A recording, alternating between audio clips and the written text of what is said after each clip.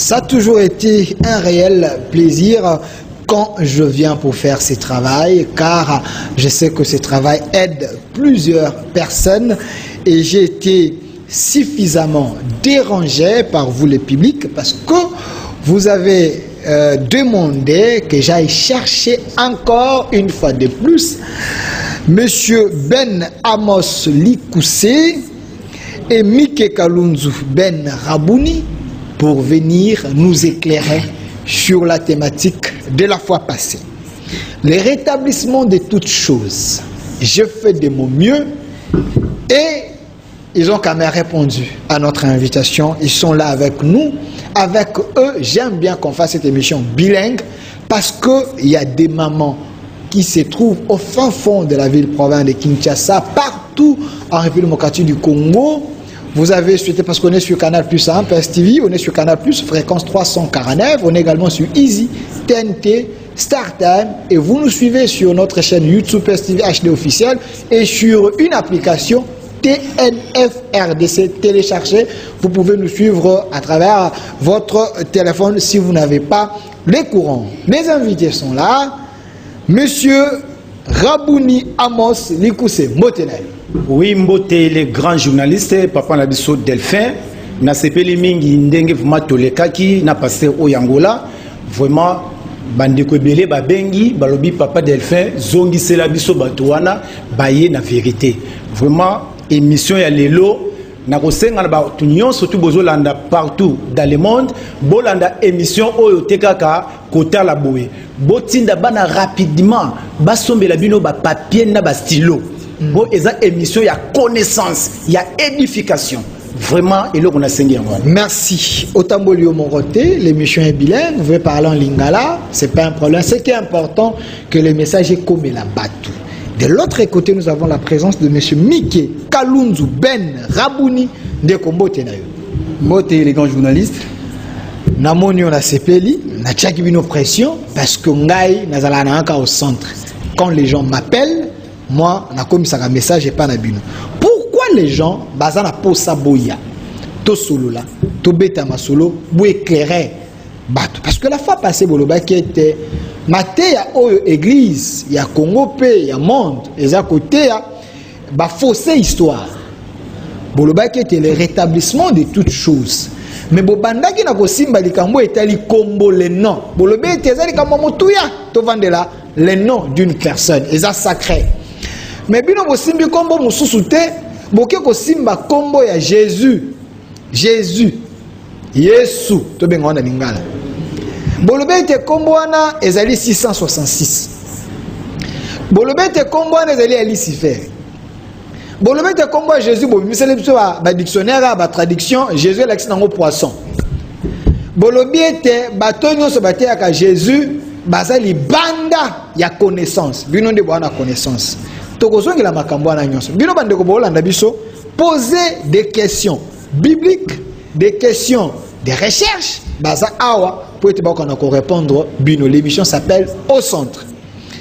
Cette émission est interdite à bateau baza babela cardiaque parce que il faut gérer les émotions. Monsieur Rabouni Amos Likoussé. Tout ça le sujet moko, le rétablissement de toutes choses. Mais il y a des questions aux isolades. Pourquoi vous, la fois passée, Boloba qui était le nom de Jésus est à 666. De quoi la nègre bisoté, on a pour ça noter. Est-ce que vous confirmez to melaki mo loko bosani siko leo na mono normal okoyi ko balwa no malo? Merci beaucoup Papa Nabiso Delphin. Une belle question. Et là qu'on a l'obaki on dirait bandimi batanga ka Bible malamuté. Soki bazuna mukanda ya Weka Lévitique 24 verset 10. Parole ezakoloba bakangi mwana mwasi oyo ya Moyuda na mobali na ye bakangi bango non lelo ndenge ba pasteur bazozwa basi ya batu bazosala makambo tozomona na ba réseaux sociaux bakangi bango à cause ba blasphémer kombo balobi bakangi bango ba tie bango pe na kasho. Lévitique 24 10 à 16 balobi ba tie bango na kasho. Moïse akena nkotuna epa na Yehoshua alobi batu oyo ba blasphémer kombo na yo tout ça là na bango nini yoka réponse ya mokeli oyo biso to benga ke l'incréé créateur alors bi batu oyo ba blasphémer kombo na ngai. Il faut toute l'ensemble des béné Israël ba lapider bien aimé kombo ezali eloko ya pambate tangu tozo ya pona rétablissement ya kombo parce que eza leçon élémentaire ya école primaire on nous a appris que un nom propre reste invariable ndengani ni mwana ya musala oyo ayaki na kombo epa ya Myriam faussement appelé Marie mwana ya musala kombo na ye ata ndenge donc nazotia na lingala bo Gabriel na français Gabriel na Gabriel va changer te mais le nom oyo alobaki que ne touchez pas à mon Saint-Nom le nom oyo bien aimé eza na ba pasteur balingi nde kotanga te la fois passée na yebisa que papa Delphin mutu akoki kokoma mwalimu te soki ayebi arabe te arabe ezali langue oyo ekomi makambo ya spiritualité na bango lelo pasteur soki oyebisi ata Aleph ayebite yango toza na problème ya kozongisa bato ete kombo ezalaka Yehoshua kombo ezalaka Jésus te parce que na ba langue biblique soki ofungoli ba version nyonso ya Bible na première page okomona kaka on a écrit la Sainte Bible traduite d'après soi-disant la Sainte Bible traduite d'après les textes originaux hébreux et grecs donc na deux langues bibliques wana hébreu na grec la lettre J et la lettre V n'existe pas. Nalobaki na hébreu toza na 22 lettres. Toza na Aleph, Bet, Gimel, Dalet, He, Waw, Zayn, Ket, Tet, Yod, Kaf, Lamed, même Nun, Samek, Ain, Pe, Tchade, Kof, Resh et Shin. 22 lettres. Pasteur Agoye Bangote, Aleph et la Kisinim. Oh, même ba lettre oyo na tangi ya hébreu, eza na spiritualité. Okoki ko décortiquer Bible malamute, soki oyebi hébreu te. Yango omoni na mukanda ya Shemot, faussement appelé Exode, ayebi si Moshe, Moïse, alobi zwa makila ya agneau, pakola yango na démontana leton. Na ba porte ya ba bene Israël tango ange destructeur akoya koleka soki amoni makila. Oh les démontana leton, eza 8e lettre ya alphabet hébraïque qui signifie le nom. Cela veut dire que ba porte oyo kombo ekozala yango omoni même na mythologie ya Noé. Ba tcheka ke babika ki 8 personnes parce que 8 ezalaka kombo. Eza kombo yango omoni président ya IRSS lelo barisi na 1990 alobaki ete kombo ya Nzambe eko se révéler na mboka wana Congo papa Delphin lelo soko ke na Israël ndenge bango ba pronosaka okomona na temple ya Capernaum place Yehoshua asala ba miracle. Parmi plus de 180 pays au monde, kaka carte ya RDC pour bango basambelaka na bakarobo na nasima et dessina carte na biso ya Congo. Babuki premier temple, bake ko sala bobeta na internet carte ya Capernaum. Basali deuxième temple comme ni carte ya mboka na biso et se dessiner. Donc ezali fait d'hasard te. Tangu na yebisa ki yo papa Delphin réveil nanu e bandi na mboka oyo te. Tangu yo ozakoloba église de réveil par rapport à quoi? Ba pasteur nyonso na mboka oyo même en Afrique bazali bana ya ba romain.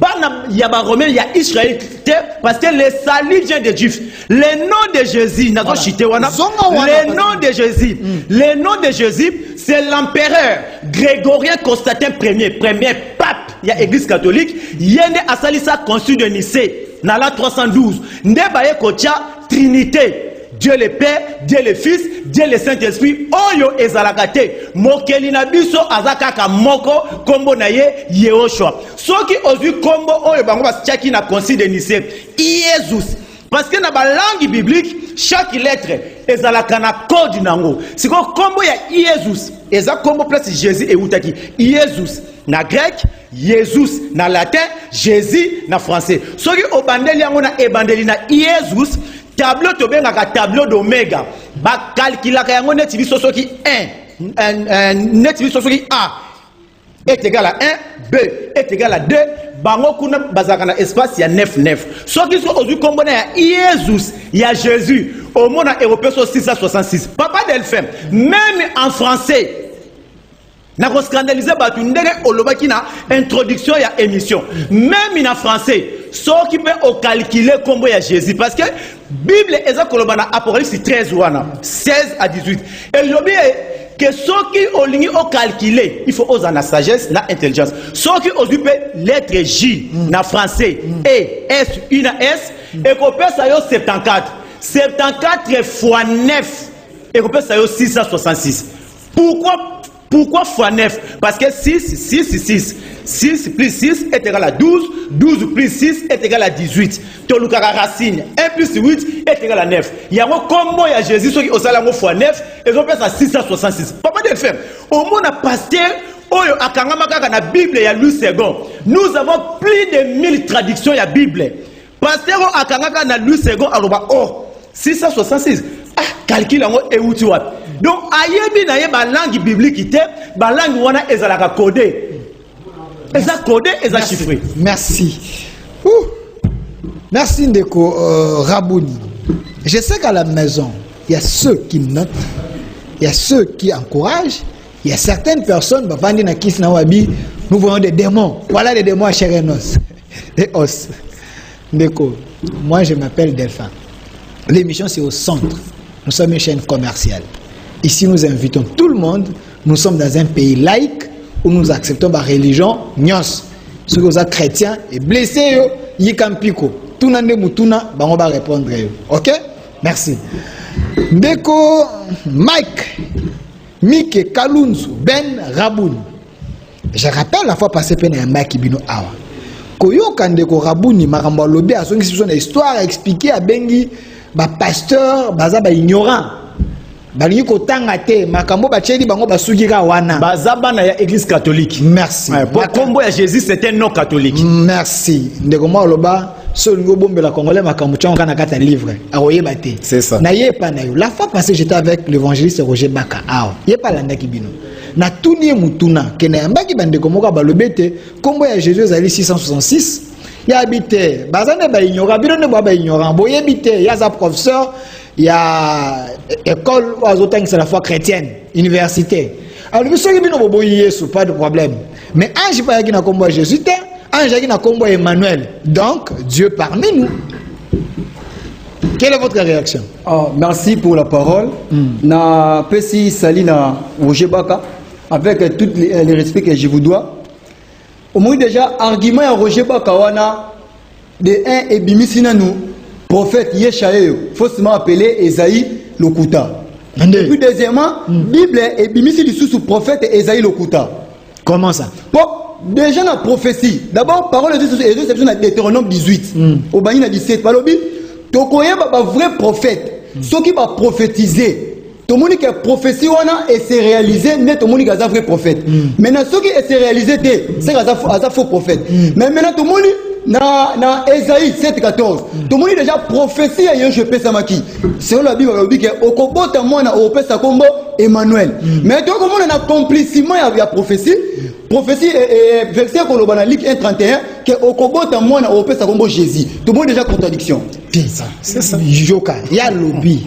Ange ayaki. Oui, ayaki a lobaki était tu enfanteras un fils, tu lui donneras le nom d'Emmanuel. Obi Emmanuel. Ange, dans la Bible, ange c'est quoi Emmanuel? Emmanuel, le moment de la prophétie.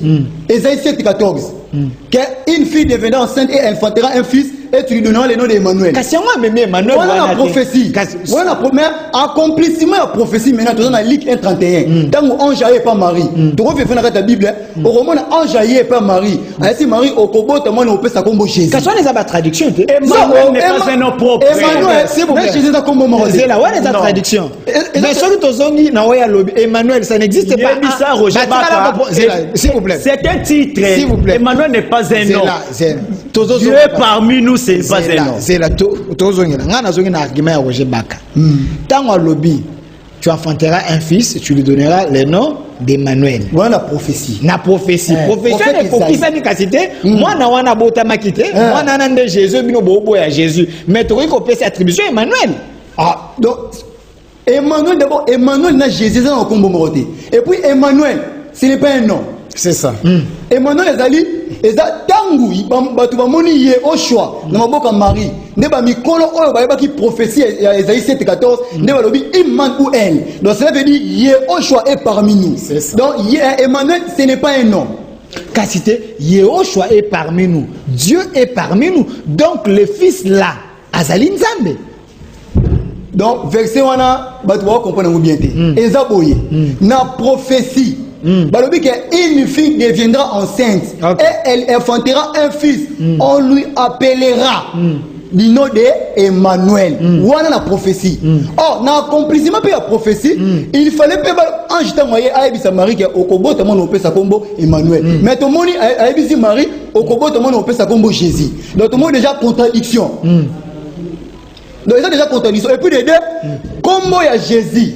Comment il y a Jésus? Ils ont d'abord deux identités. Comment il y a Jésus? Ils ont deux identités. Premièrement, comment il y a Jésus? Jésus était un personnage fictif. Moutuna comment il y a Jésus a dit qu'il a existé. Et puis deuxièmement, le nom de Jésus là, et puis ça va être 666. Voilà, évoluez. Deuxièmement, premièrement, Jésus était un personnage fictif. Et puis deuxièmement, comme il y a Jésus, et puis ça va être 666. Donc, dans la vérité, oh mokili lezo zela. Et la vérité que batubaye bande kombo ya Yehoshua. Kombo ya Jésus ezali imposition ya ba romain. Ezali kombo oyo et yaki na concile de lycée. Oyo ezalaki dédié par l'empereur grégorien Constantin Ier. Yende mutu asaisaki conférence avant d'ici ba prêtre nyonso nde ayako bimisa kombo ya Jesus. Balongoli kombo ya Yehoshua. Déjà bato témoin de Jéhovah déjà va prouver biso wat. Bato témoin de Jéhovah. Ba si biso déjà clair, ba ngo ba chrétien. Bato témoin de Jéhovah. Ba si biso ba lobi ke mutu oyo bozo benga Jésus wana kombo ne tiko za Jésus te kombo ne zalaka Yehoshua. Bato témoin de Jéhovah livre na bango yango les non divins. Le loku du soke senga bango livre oyo ba ko pesa osu yango te. Voilà, merci. Tous on a régi, tous en transition moko après tous on a pour un message côté belé à oboza la kimia, tous on a pour on va continuer l'émission. Prenons d'abord la transition. Trop de messages. Mais on est là toujours en direct avec mes invités. On parlait sur le nom de Jésus, monsieur Rabouni. Pour expliquer les choses pour la bandeko, le quoi, moi, nyamu nyamakoro, ezomaki, barate biso, ba comprendre sur le nom de Jésus, ba retenir que, comme voyez, sous ceux qui basent ba calcul, même na Jésus, ba comment na français wana, et la kisi nango 666, ba passé de ba ignorant, n'engue lobi, ba nyoko tanga Bibli, ba nyoko tanga makomate. Yango, merci beaucoup, papa Delphin. Na loba ki ke réveil ezate. Église oya soi-disant réveil bazali bana ya église catholique. Na lobi pourquoi bongo? Pour kombo ya Jésus c'était non catholique ndenge mike kalunzu awuti koloba et outi na concile ya Nice oyo a organisaki yango c'était l'empereur grégorien Constantin Ier, premier pape ya église catholique abotami na l'an 272 de notre ère. Yende ayaki ko imposer kombo na ya Jésus oyo na grec Jesus ezape mbisi.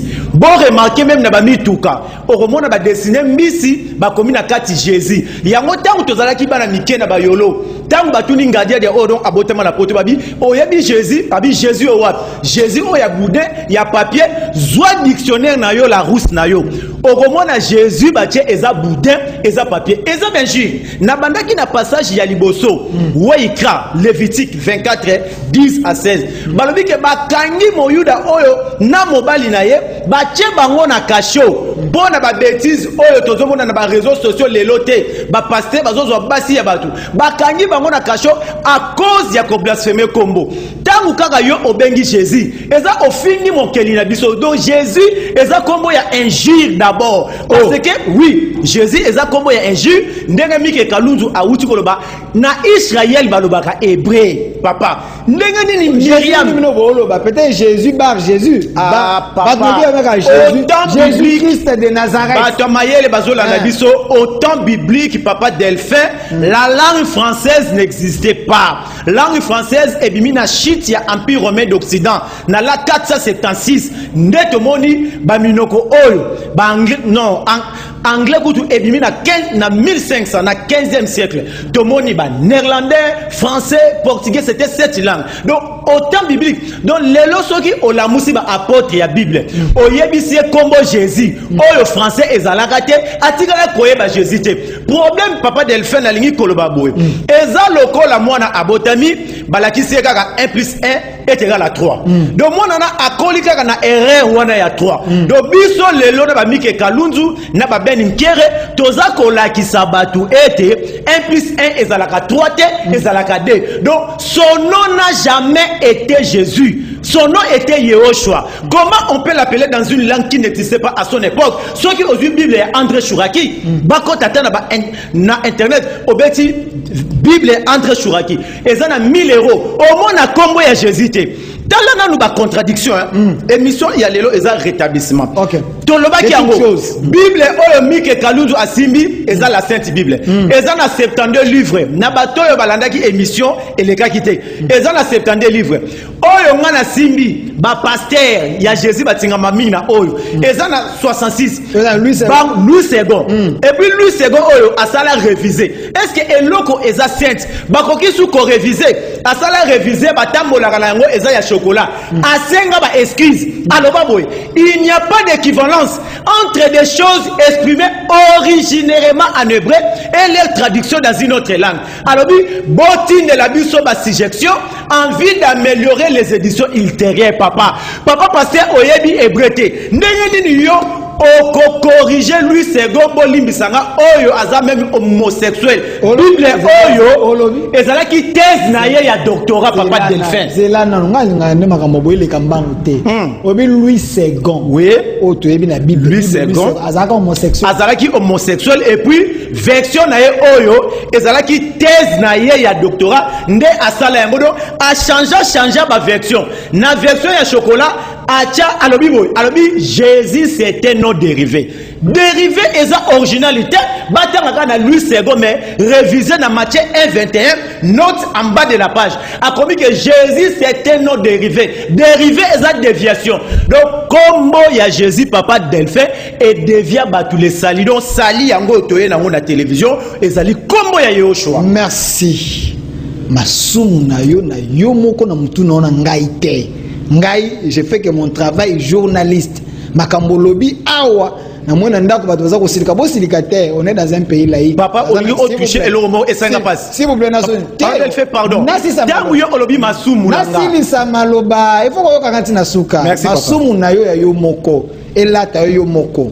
Po bandeko ba ola na ndako ba baza pro Jésus. Ba le bete muto sa blasphème. Compagne, batindoja ba mala malédiction. Il y en a des tiraka na yo moko et que na ngambu na yo moko. Papa ne fait pardon na section na muke na sexa na ba ndeko. Donc bazola na biso na TV. Bible eza kolobake ne savez-vous pas que les injustes batu ya masumu bakokota royaume te. Omona na ba église na bango ya bata Jésus soki baza na prière matinale basengi bolimbisi ya masumu na midi lundi mardi. Donc bango nde baza batu ya masumu. Tangu yo ondimi Yehoshua comme eza combo c'est la sainteté. Yango na bachango même na kati ya basilique. Combo wana biso toza bata masumu te lisumu eza le fait ya kobenga ye Jésus. Lisumu eza le fait ya kolobake abotama na Marie Myriam. Yehoshua n'a jamais été né. Abotama na mutute. Marie a tiré la kobote a été parole ezakoloba, c'est lui qui était descendu, c'est le même qui était monté. Merci. Yoshua abotama te. Ndeko Mike. Bosunga biso hein. Bandeko bana ndaku, moi je suis que journaliste. L'émission s'appelle Au Centre. Nana katikati na luka solo pona bino. Est-ce ma on ba beza vérité. Ba balobete le rétablissement de toutes choses. L'histoire a été faussée. Makambo ba komela biso, eza groupe déjà ba vandi, ba komi makambo na bango. Ça n'a rien à voir avec la vraie réalité selon bango. Bango ba zongi na kala. Ba lobete kombo aye sur l'eximbisi. Kombo aye sur l'exi 666 selon ba lettre hébraïque n'enga expliqué awa. Ndeko Mike. Nazaki na tunaka mutuna moko. La fois passée boleka Roger Bakayaki awa. Alobete bino soki boboyi kombo Yesu ya pesi bino kombo mususu. Emmanuel, Dieu parmi nous. Mutune zalaki na yo. Emmanuel wana, il a été promis dans la Bible et la promesse s'est réalisée. Pourquoi soki boboyi Yesu bokondi Emmanuel te? Bon, d'abord, Tolobaki Emmanuel. Et là qui combo oyo ange. Et pardon, combo oyo prophète Esaïe, Yeshayeyo. Faut seulement appeler Esaïe. Oyo a prophétisé qui dans le livre na Esaïe 7:14 que fille moko boy akokoma enceinte nde akobota mwana c'est la Bible ba opesa kombo Emmanuel. Tout le monde déjà dans ancienne alliance balobi kombo Emmanuel. Mais toi comment on a accomplissement ya prophétie balobi Jésus. Donc Jésus né Emmanuel eza kombo morodi. Déjà tout le monde une contradiction entre ange na prophète Esaïe. Et ça déjà contradiction. Mais Jésus, il est Dieu à la chair, il y a Dieu parmi vous. C'est la même chose. Est-ce que ni nous a compliqué vous n'avez vu? Et c'est la même chose. Et c'est la même chose. D'abord, Emmanuel, ce n'est pas un nom propre. Et où tu n'es pas Emmanuel, qui veut dire Yehoshua est parmi nous. Non, tu expliques dans le Bible. Tant que mikolo oyo ba ki prophétie oyo prophète Esaïe pesaki tant que moni Yehoshua na maboko ya Marie nde balobi ke Yehoshua est parmi nous et li ko lobate ke Emmanuel la kisi komboté donc kombo ya Jésus na nté ko lobate ils ont représenté et pesa biso deux identités. Donc première identité kombo ya Jésus Esaïe d'abord personnage fictif. Donc, Moutouna Kombo ya Jésus a tika ko exister dans tata Israël. Et deuxièmement, Kombo personnage Mora va créer c'est l'Apocalypse 13-15. Bon, ça on a versé. Balobi ba conseil la biso image moko be ba ko animé ye. Ba péché pouvoir pour biso to adorer ye to banga ye. C'est le film. Voilà.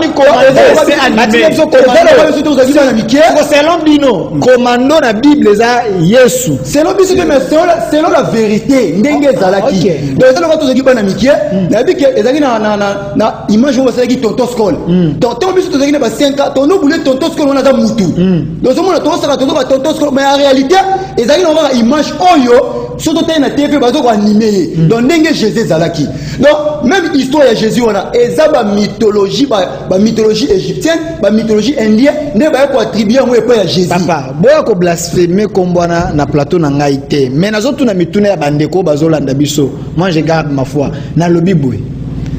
Si réellement vous dites que le nom de Jésus selon Bino Bolobete ce nom là est 666 c'est à combat ma B marque de la bête ainsi de suite, comment expliquer que ce nom là sauve? C'est la thème madame non le bandeko bana ba témoignage bana ndako ce nom là sauve. Il avait un problème. Il avait des difficultés. Son pasteur a présenté Jésus à 100 000 en combo à Jésus. Maman wana malade Sili et Kimi Abiki. Bozo yebise que Yesu nandi maete. Bon mon ateke bino ndo mon bino c'est comme si bolimbi ça mon bino boama boma. C'est comme si diable ndatini boti spécialement en fer boye. Derrière tout nom, il y a un esprit. Donc, les chrétiens, ils que comment Jésus te sauve.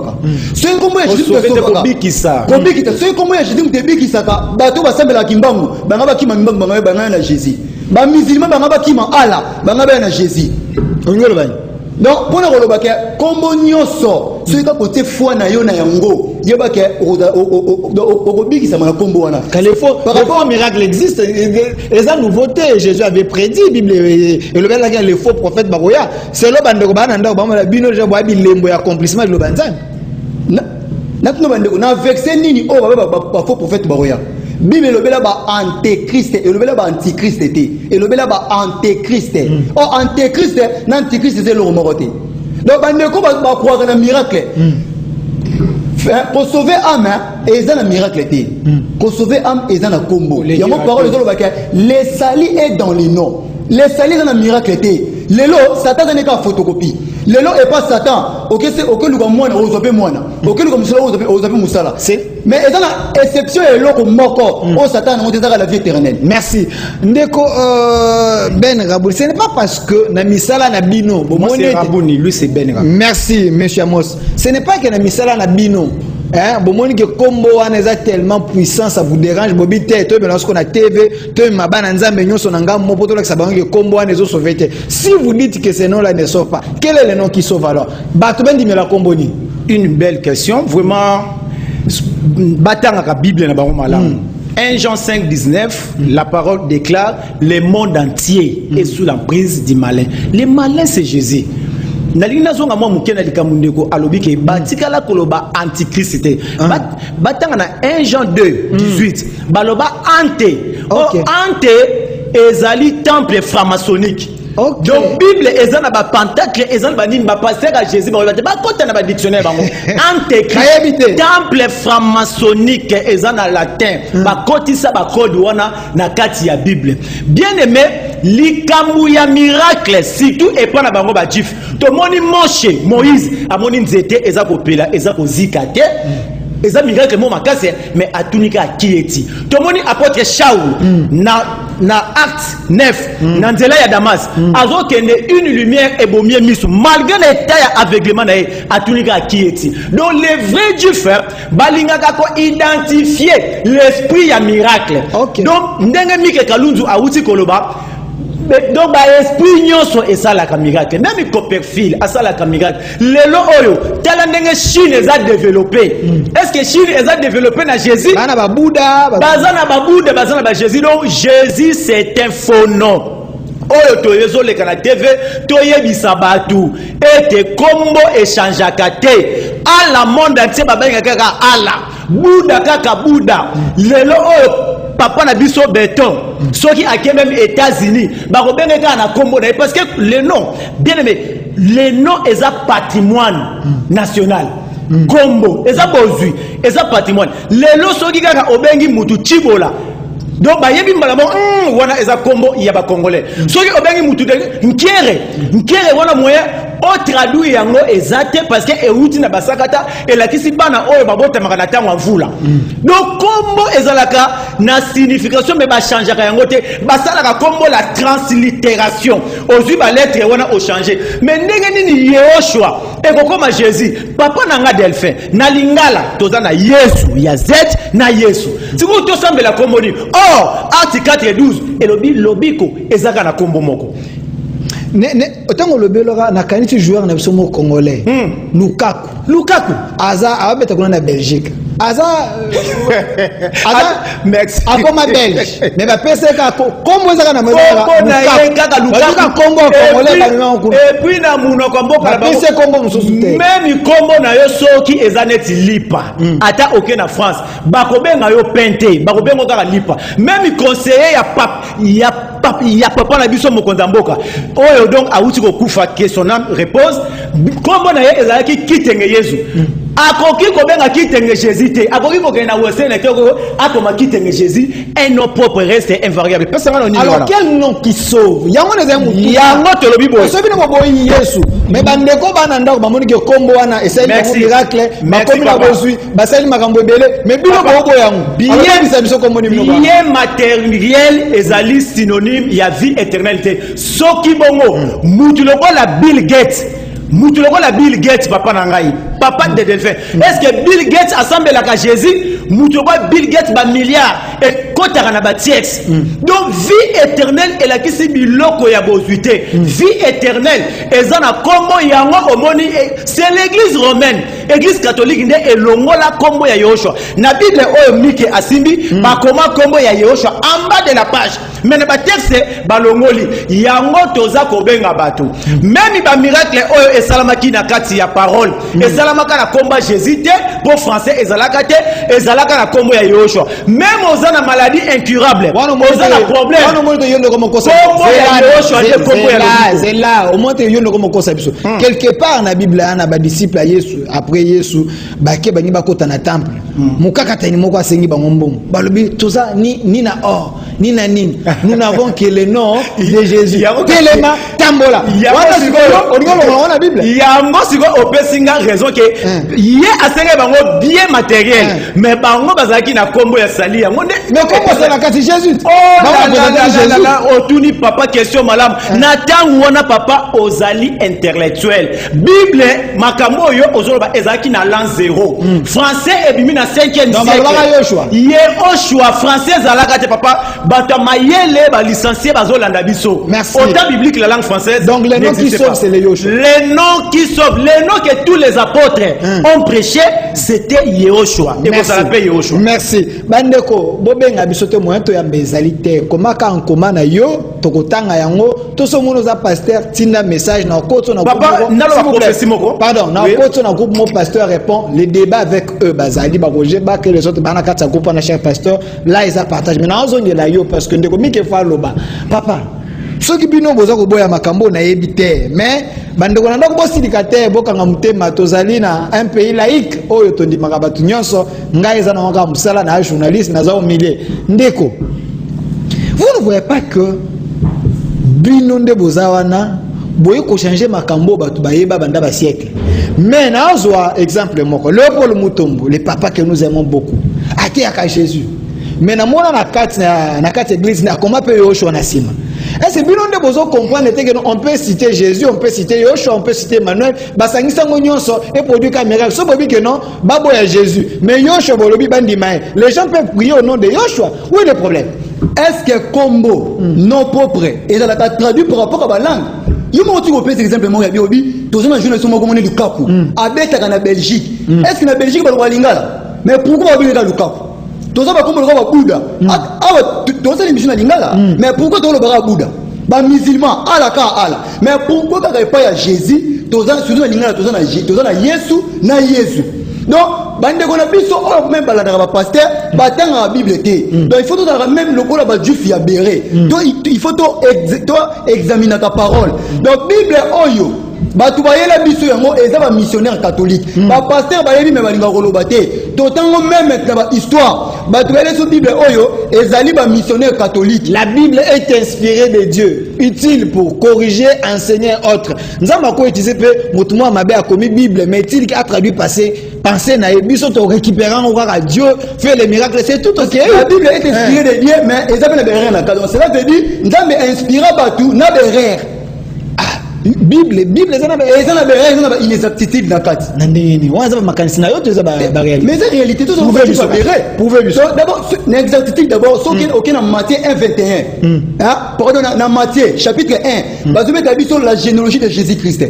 Mais ce qui Hollande la généalogie on en réalité ba bete biso généalogie à Joseph mais à Jésus té. Oh Bible eza kolobake Joseph na qui papa na été.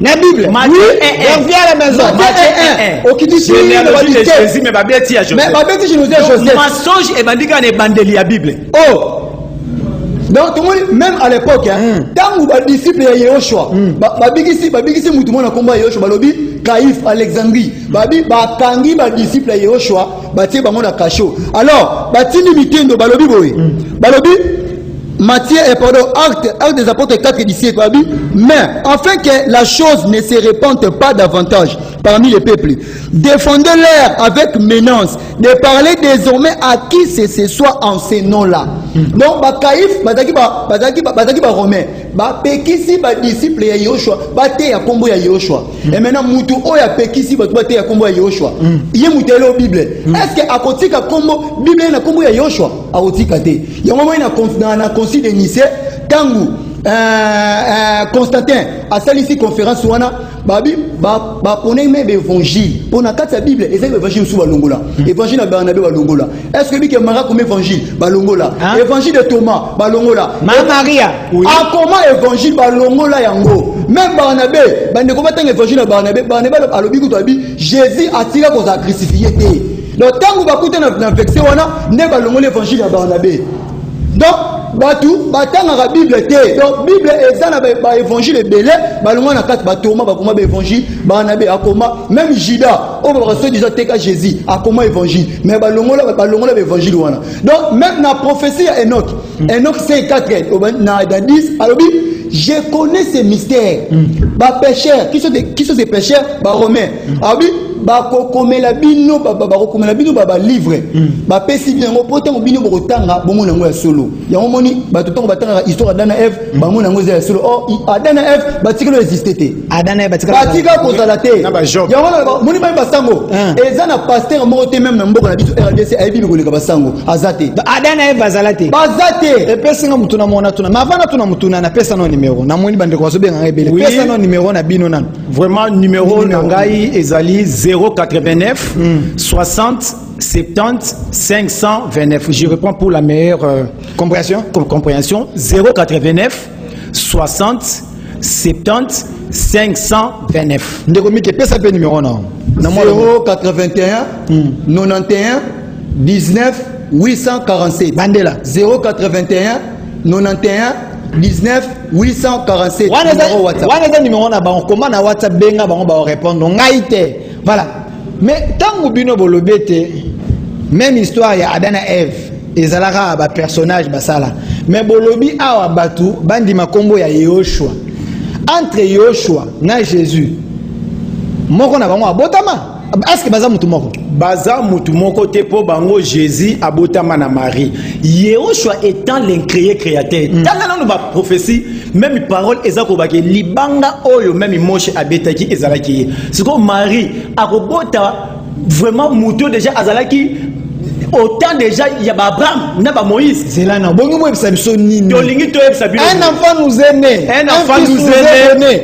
Bible comment bon professeur Isaïe un enfant nous est né. Abotama ndenge mike auti koloba église catholique et longola ba livre ebele na peso preuve oyo eza na 66 wana eza na 72 ba longola ba livre suneti Marie Claire wana soki okoti na internet pourquoi Marie Claire alobi ke mwana wana akitaki na tikala kobota ete yango même yemoko Yoshua alobi na Jean 6:41 je suis Halekem qui est descendu du ciel donc toyebi maman na yo Myriam na tata na Yosef na bandeko na ndenge nini olobake na bota mati donc yemoko Yoshua azalaki clair soki olobi anjo ayaka ba ke notre enfant terrain parce que anjo na pe ba kosa biso papa ndenge mike auti koloba toloba na ba prophétie soki ozui Esaïe 26 verset 7 balobi ke mwana mwasi boko mona un signe mwana mwasi akozala na zemi mais tant abota mupepe Esaïe 26 verset 17 Esaïe 66 verset 7 c'est le ngolo nini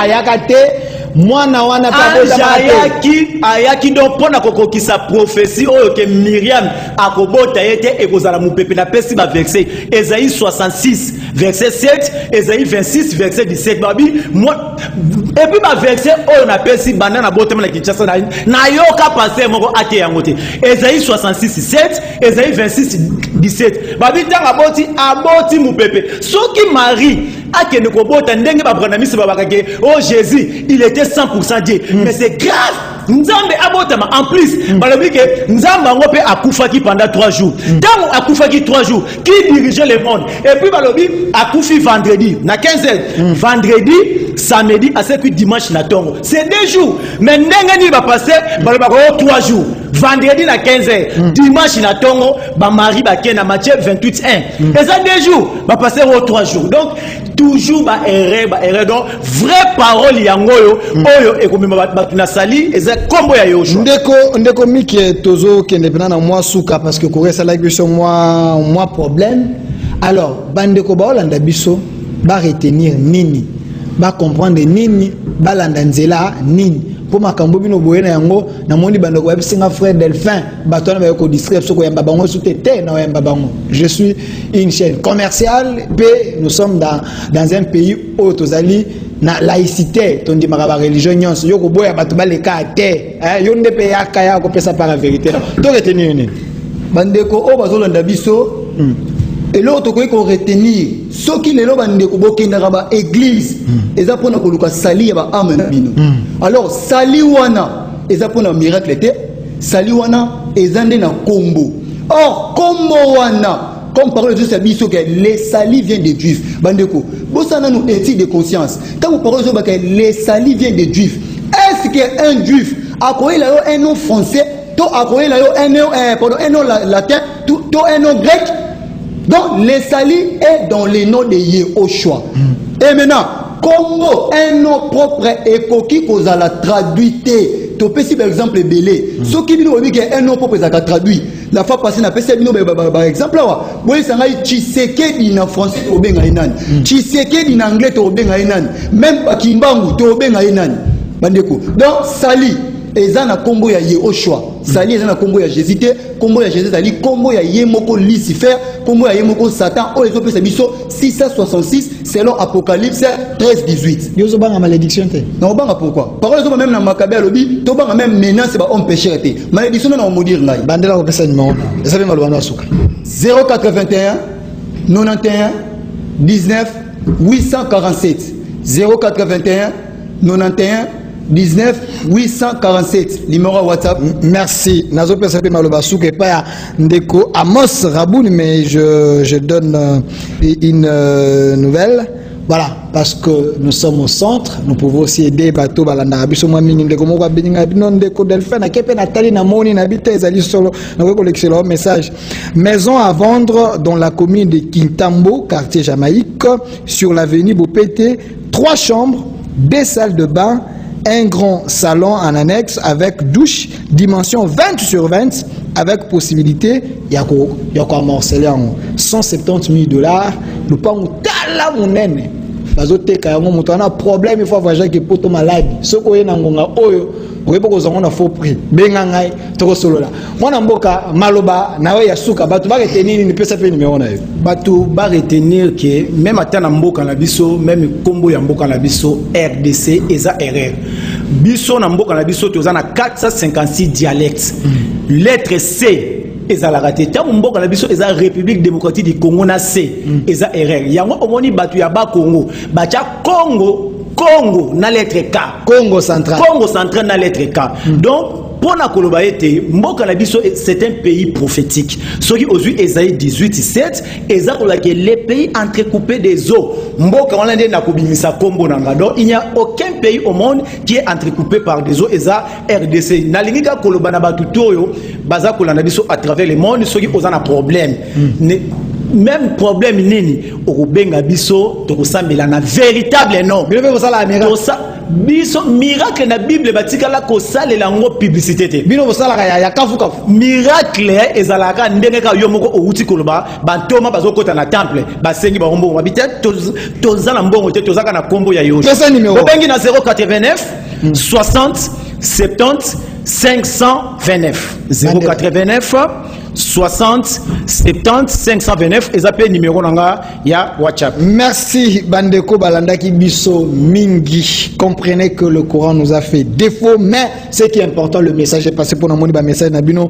Moi mingi, je reprends encore l'information maison à vendre dans la commune de Kintambo, quartier Jamaïque, sur l'avenue Bompété, 3 chambres, 2 salles de bain, un grand salon et un annexe avec douche, dimension 20 sur 20.